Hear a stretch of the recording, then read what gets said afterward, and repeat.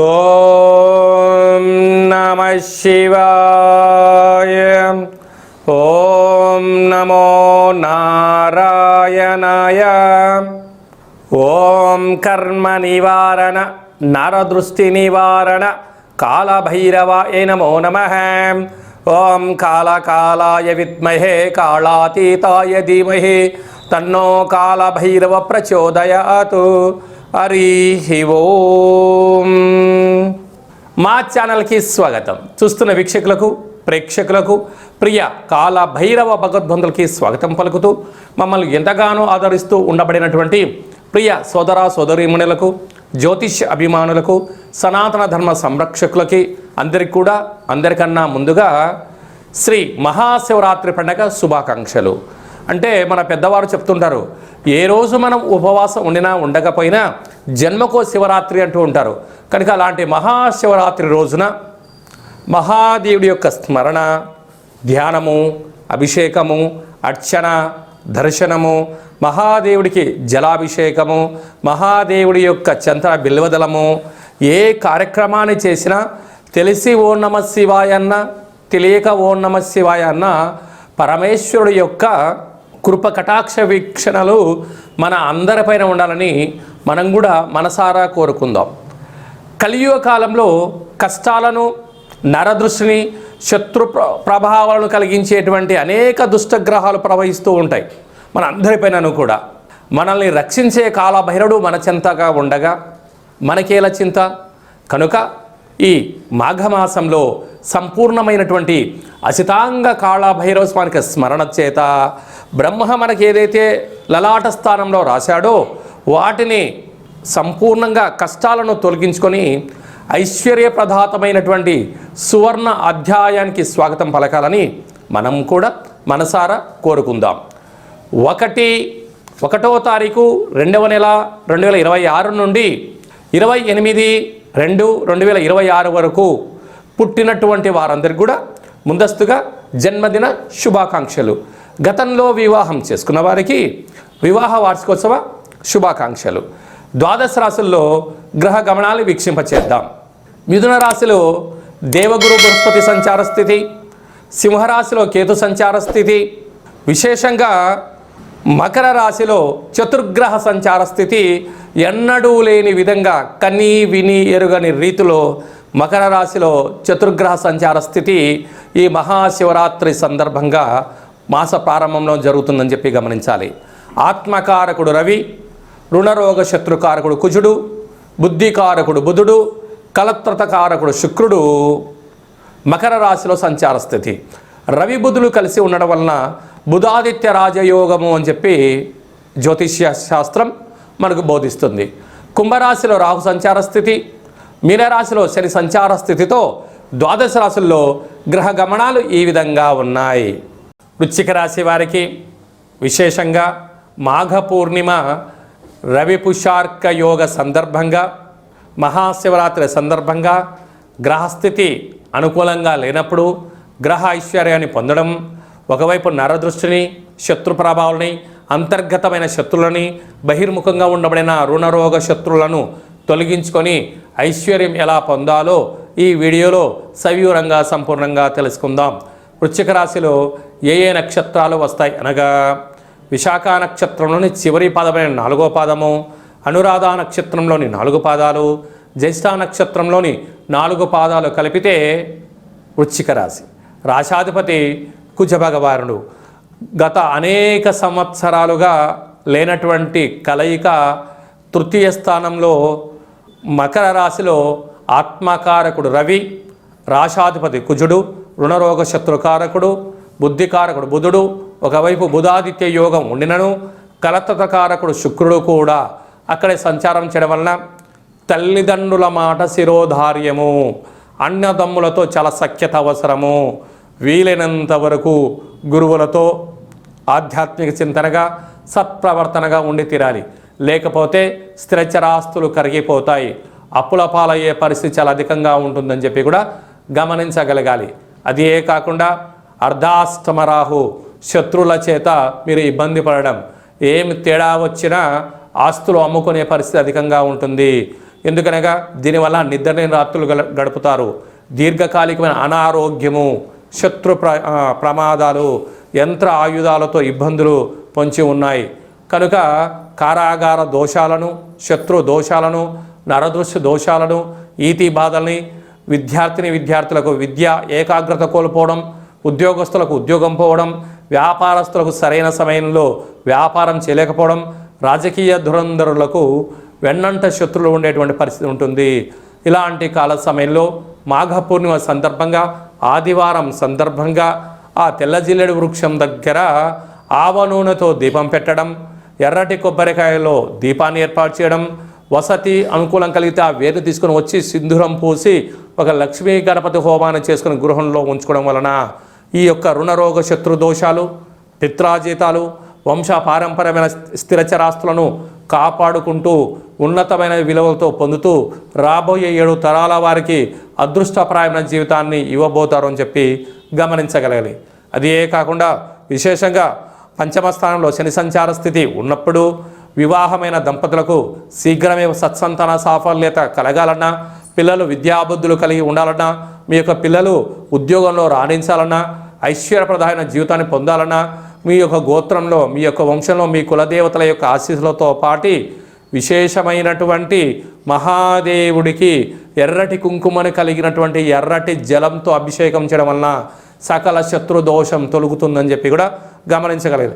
అష్టమ గురు సంచార స్థితి ఉంది కనుక గురువులు, సత్ప్రవర్తన, ఆధ్యాత్మిక చింతన అవసరం అని చెప్పి కూడా గుర్తు పెట్టుకోగలగాలి. అదే కాకుండా విశేషంగా రాజ్యస్థానంలో కేతు సంచార స్థితి ఉండడం వలన దశమ స్థానం వృత్తి, ఉద్యోగ, వ్యాపార కార్యక్రమంలో దయచేసి అన్నిటినీ మీరు భూతద్దంలో చూడొద్దు. భూతద్దంలో చూస్తే ఆవగింజ కూడా గుమ్మడికాయలాగా కనపడుతూ ఉంటుంది. కనుక కొన్ని విషయాలు అంటే మీ గురించి పక్కవారు చెవులు కొరుకుంటూ ఉన్నా, ఎవరైనా ఏదైనా అన్నా పట్టించుకోకుండా ఉండే ప్రయత్నం చేయాలి.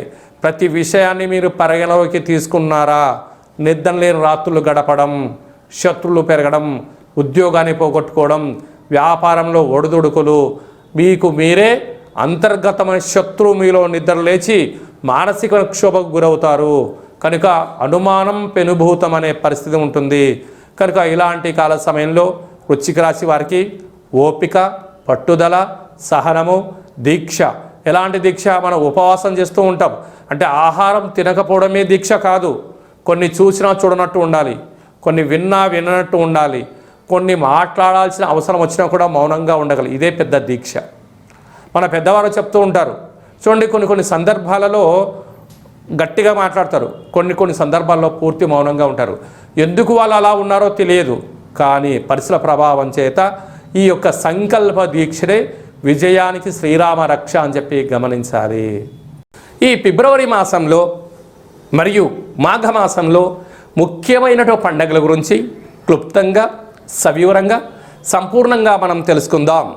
మనకు 1వ తారీఖు ఫిబ్రవరి నెల 2026వ సంవత్సరము ఆదివారం మాఘ పూర్ణిమ, అందులో పుష్యమీ నక్షత్రం. ఎంత విశేషం అంటే ఆదివారం పుష్యమీ నక్షత్రం వస్తే రవి పుష్యార్క యోగము, గురువారం రోజు పుష్యమీ నక్షత్రం వస్తే గురు పుష్యార్క యోగము అంటారు. కనుక ఆదివారం రోజు పుష్యమీ నక్షత్రం రావడం వలన మాఘస్నానము అంటే సముద్ర స్నానము, శ్రీ రమా సహిత సత్యనారాయణ స్వామి వ్రతము, గృహంలో ఆధ్యాత్మికమైన కార్యక్రమాలు చేసుకోవడం, శక్తి కలిగితే అభిషేకం చేసుకోవడం యోగదాయకం. ఆదివారం రోజు పూర్ణిమతో కూడుకున్న పుష్యమీ నక్షత్రం అవ్వడం వలన పుష్యమీ నక్షత్రాధిపతి శని భగవానుడు కర్కాటక రాశిలో ఉంటుంది. ఆదివారం రోజు రావడం వల్ల అర్కము అనగా తెల్ల జిల్లేడు వృక్షము, అనగా భూమిలో నుంచి ఆ యొక్క తెల్ల జిల్లెడి యొక్క వేరును పెకిలిస్తే బయటికి వచ్చేటువంటి భగవంతుడు స్వరూపమే శ్వేతార్క గణపతి అంటారు. అంటే శ్వేతార్కము తెల్ల జిల్లెడు యొక్క వృక్షంలో సహజ సిద్ధంగా ఏర్పడేటువంటి వినాయకుడి స్వరూపము. కాజీపేట క్షేత్రంలో సాక్షాత్తుగా స్వామివారి యొక్క కొలువై ఉండబడిన క్షేత్రంగా మనం గమనించాలి. స్వామివారిని స్మరించిన, ధ్యానించిన, ఆ శ్వేతార్క గణపతిని తీసుకొని వచ్చి శుభ్రంగా కడిగి, అంటే మట్టిలో భూమిలో ఉంటుంది కనుక సింధూరం పోసి ఒక లక్ష్మీ గణపతి హోమం చేసుకొని గృహంలో పూజా మందిరంలో ఉంచుకున్నట్లయితే మనకు రాబోయే 7 తరాల వారికి విద్య, ఉద్యోగ, రాజకీయ క్షేత్రాల యందు తిరుగు ఉండదు అని చెప్పి గమనించాలి. ఎందుకనగా కలియుగ కాలంలో పరిపాలన అంటే ఒక ఇంద్రుడులాగా పరిపాలించాలన్నా, కుబేరుడులాగా ధనానికి ఐశ్వర్యవంతులు కావాలన్నా, విద్యార్థులు జ్ఞాన సంపద కావాలన్నా ధనం మూలం ఇదం జగత్ అని ఒక మాట. విద్యా వినయ సంపన్నం అంటారు. ఎంత మన దగ్గర డబ్బులు ఉన్నా పదవి అలంకారము జీవితంలో భూషణము అంటారు. అంటే విద్య ద్వారా వినయం, వినయం ద్వారా ఉద్యోగం, ఉద్యోగం ద్వారా ధనం, ఆ ధనం ద్వారా పరిపాలన చేసే అధికార యోగ్యతను ఆదిపూజ్య మహాగణాధిపతి అంటే గణపతి స్వామి వారికి స్మరణ వలన, ధ్యానం వలన మనకు కలుగుతుంది. ఈయన సాక్షాత్తుగా వృక్ష స్వరూపంలో భూమిలో కొలువై ఉంటాడు కనుక ఆదివారం రోజు పుష్యమీ నక్షత్రము మనకు ఫిబ్రవరి 1వ తారీఖున జరుగుతూ ఉంది. మన 2026వ సంవత్సరంలో అదృష్టం ఏమిటనగా జనవరి మాసంలోనే 18వ తారీఖున ఆదివారం అమావాస్య ఉందండోయ్. ఆ రోజైనను కుదరకపోతే ఈ రోజైనను ఆ తెల్ల జిల్లెడి యొక్క వృక్షాన్ని పెకిలించి ఆ వినాయక స్వామి వారి యొక్క వేరును తీసుకొచ్చి రూపం కలిగిన ఇంట్లో ఉంచుకొని సింధూరం పూసి గణపతి హోమం చేసుకున్నట్లయితే మనకు గృహంలో వాస్తు దోషం తొలగిపోతుంది. వృత్తి, ఉద్యోగ, వ్యాపార కార్యక్రమాల్లో నరదృష్టి తొలగిపోతుంది. రాజకీయ క్షేత్రంలో ఏకచక్రే మహాభోగి అనేటువంటి రాజ్యాధికారం కలుగుతుంది. మనకు రాబోయే 7 తరాల వరకు ఐశ్వర్యం కలుగుతుందని చెప్పి గమనించాలి. కలియుగ కాలంలో కలియుగ శమంతకమని అని చెప్పి మనం చెప్తూ ఉంటారు పెద్దవారందరూ. అంటే ఆయన ఎక్కడ ఉంటే అక్కడ ఐశ్వర్యమట. అష్ట కష్టాలు పటాపంచలైపోయి అష్ట ఐశ్వర్యాలు మన గృహానికి ఎత్తుకులాడుకుంటూ వస్తాయంట. కనుక మనం అందరము కూడా శ్వేతార్క గణపతి మూల మహాగణపతి స్వామివారిని తెచ్చుకుందాం, గృహంలో ఉంచుకుందాం, ఐశ్వర్యాన్ని పొందుదాం. కనుక ఇలా చాలామందికి అవకాశం లేనటువంటి వారు ఈ కింది నెంబర్ సంప్రదించినట్లయితే, మీ గోత్రనామములు పంపించినట్లయితే మనము గణపతి స్వామివారిని తీయించి పూజ చేయించి మీకు ప్రసాదంగా స్వామివారి యొక్క శ్వేతార్క గణపతి స్వరూపాన్ని ఏర్పాటు చేయడం జరుగుతుందని చెప్పి గమనించాలి. అలాగనే మహాశివరాత్రి సందర్భంగా మనము 1,00,000 రుద్రాక్ష మహాదేవుడి యొక్క భగవంతుడిని ఏర్పాటు చేస్తూ ఉన్నాం. కనుక మీ గోత్రనామాలు పంపించినట్లయితే భగవంతుడి దగ్గర అర్చన, మహాన్యాసపూర్వక శతరుద్రాభిషేకము, శత అంటే 100, ఒక్కొక్క సంవత్సరానికి ఒక్క రుద్రుడులాగా శతరుద్రాభిషేకం చేయించి ఆ రుద్రాక్షను మీకు ప్రసాదంగా పంపించడం జరుగుతుంది. మనకు మాఘమాసంలో అచితాంగ కాలభైరవ స్వామి వారు ఉంటారు. ఈయనను మెడలో ధరించడం వలన నరదృష్టి, శత్రు ప్రభావాలు తొలగి, అనారోగ్యం తొలగి, జాతకంలో కుజదోషం, సర్పదోషం లాంటి తొలగి, జాతకంలో ఏళ్ళనాటి శని, అష్టమస్థాన శని, అర్ధాష్టమ శని దోషాలు తొలగి, బృహస్పతి యొక్క కృప కటాక్ష వీక్షణ వలన సంపూర్ణ ఆయురారోగ్యాలు కలుగుతాయని చెప్పి గమనించాలి. కనుక మహాశివరాత్రి సందర్భంగా ఇలాంటి మహోన్నతమైన కార్యక్రమాలు ఏర్పాటు చేయడం జరిగింది. మీ గోత్రనామాలు ఈ కింద నెంబర్కి వాట్సాప్ ద్వారా పంపించి సంప్రదించి ప్రసాదాన్ని స్వీకరించి మెడలో ధరించడం వలన అఖండ ఆయురారోగ్యాలు కలుగుతాయని చెప్పి గమనించాలి. అలాగనే మీ వ్యక్తిగత జాతకం తెలుసుకోవాలనుకుంటున్నారా? మీ యొక్క పేరు, పుట్టినటువంటి తేదీ, నెల, సంవత్సరం, సమయం రాసి మీరు వాట్సాప్లో పంపించగలిగినట్లయితే 100 సంవత్సరాల జాతకాన్ని రాసి పంపించి మీరు పుట్టినప్పుడు గ్రహ గమనాలు ఎలా ఉన్నాయి, ప్రస్తుతం ఎలా ఉంటున్నాయి, భవిష్యత్తులో ఎలా ఉండబోతున్నాయో సవివరంగా సంపూర్ణంగా తెలియజేయడం జరుగుతుంది. అలాగని చాలామందికి పెద్దవారికి డేట్ ఆఫ్ బర్త్లు లేనటువంటి వారికి మీ పేరు యొక్క మొదటి అక్షరాన్ని అనుసరిస్తూ రాశిని తెలియచేస్తూ రాశి యొక్క స్థితిగతులను చెప్తూ కాళభైరవ ఉపాసన చేత రమణ శాస్త్రం ద్వారా భూత భవిష్యత్ వర్తమానాన్ని తెలియజేయడం జరుగుతుంది. కనుక ఈ కింది నెంబర్ని వాట్సాప్ ద్వారా, కాల్ ద్వారా కానీ ఫోన్ ద్వారా కానీ అపాయింట్మెంట్ తీసుకొని సంప్రదించగలరు. జీవితాన్ని తెలుసుకుందాం, రాబోయే కాలంలో అష్ట కష్టాలు తొలగించుకుందాం, అష్టైశ్వర్య ప్రాప్తిని పొందుదామని చెప్పి చిన్న విన్నపం. అందరికీ మహాశివరాత్రి యొక్క శుభాకాంక్షలు. మహాదేవుడి యొక్క ఆశీస్సుల వలన నిండు నూరేళ్ల ఆయురారోగ్యాలని ప్రసాదించాలని మనం కూడా మనసారా కోరుకుందాం. నమస్తే అస్తు భగవన్ విశ్వేశ్వరాయ మహాదేవాయ త్రయంబకాయ త్రిపురాంతకాయ త్రికాగ్నికాలాయ కాలాగ్నిరుద్రాయ నీలకంఠాయ మృత్యుంజయాయ సర్వేశ్వరాయ సదాశివాయ శ్రీమన్మన్మహాదేవాయ నమో నమః. హరి ఓం. శతమానం భవతి శతాయు పురుష సతేంద్రియ ఆయుష్యేవేంద్రియే ప్రతిష్టతి. ధనం ధాన్యం బహుపుత్రలాభం శత సంవత్సరం దీర్ఘమాయు. సర్వే జనా సుఖినో భవంతు. లోకా సమస్తా సుఖినో భవంతు. సర్వం శివార్పణమస్తు. హరి ఓం. ఈ వీడియో మీకు నచ్చినట్లయితే లైక్ చేయండి, షేర్ చేయండి, మా ఛానల్ని సబ్స్క్రైబ్ చేసుకోండి.